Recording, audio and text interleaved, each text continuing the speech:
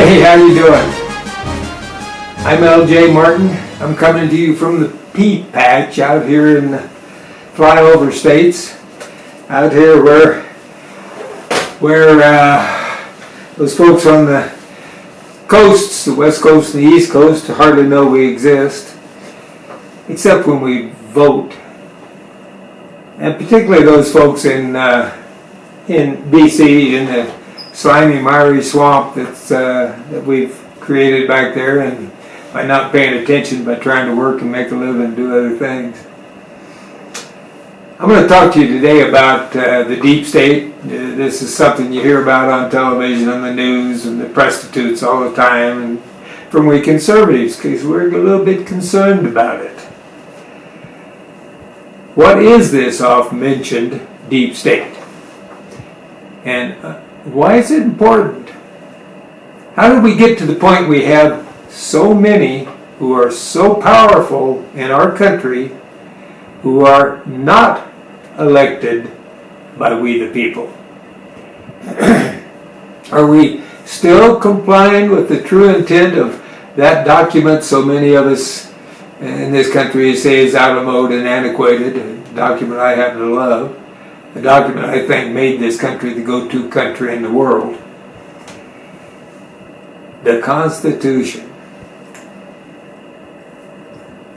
Over 100 years ago, the following two comments were made by Truxtun Beale, formerly a minister to Persia and then to Greece, the son of Edward Fitzgerald Beale, who is my most admired character out of the Manifest Destiny area. Character you probably never heard of. He didn't have a wife chronicling his exploits as Custer and Fremont did. But most accomplished guy out of the West. If you want to learn more about him, see my Rush to Destiny that's available on Amazon. Truxtun was his son. As was his father, he was way ahead of his time. He said, and I quote, "No party is a brake upon the accelerating speed with which the government is taking people from the producing class to make them parasitic officials." He also said, "One can hardly now take up a newspaper without reading of some legislative measure, either state or federal," maybe unquote, quote, unquote, and maybe local also, quote again, "which narrows the area of personal freedom and increases that of official control." Remember, this was over 100 years ago.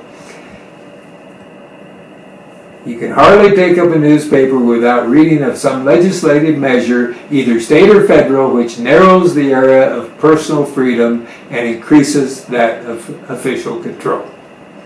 Truxtun wrote a book to give Americans illustrations of the dangers from the increasing officialism in this country. It's human nature to want to better yourself, your income, and your power. And power is the pernicious consequence of creating a class that is nearly impossible to be fired for their inefficiency, their ineptitude, and if you've ever been across the desk from somebody in most building departments or certainly in the Department of Interior or other federal agencies, for their arrogance. And that class is the deep state and permeates every aspect of our federal government. It's far more difficult to fire a federal employee than one in the private sector. Now, this is from an attorney representing fired federal employees. So why is firing a federal employee difficult? Well, it all goes back to the Constitution and the interpretation, in my opinion, the misinterpretation. Again, quote, "In simple terms, the government cannot take any property or property interest from a citizen without due process of law." For federal employees, their continued employment is considered a property interest. And because of that, the government cannot summarily fire them. Instead, the Fifth Amendment of the Constitution requires they receive due process prior to their termination. In this context, that means notice and a hearing or other opportunity to challenge their termination. One of the reasons the Fed was so adamantly against Trump as president is the fact he wanted to change this deep state protection. This is to be fired for cause. So history and a selective interpretation of the Constitution has created a royal class of Americans who are above the rest of we the people. Trust me, that was not the founders' intent. SCOTUS needs to address this with another, more realistic look.